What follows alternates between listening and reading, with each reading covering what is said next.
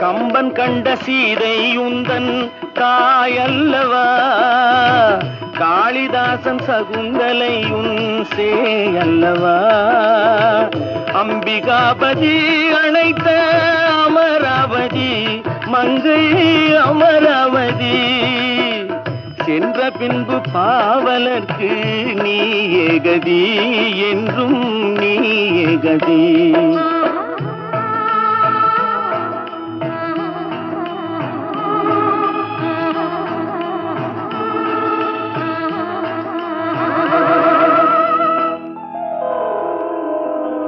கல்லெல்லாம் மாணிக்க கல்லாகுமா, கலையெல்லாம் கண்கள் சொல்லும் கலையாகுமா.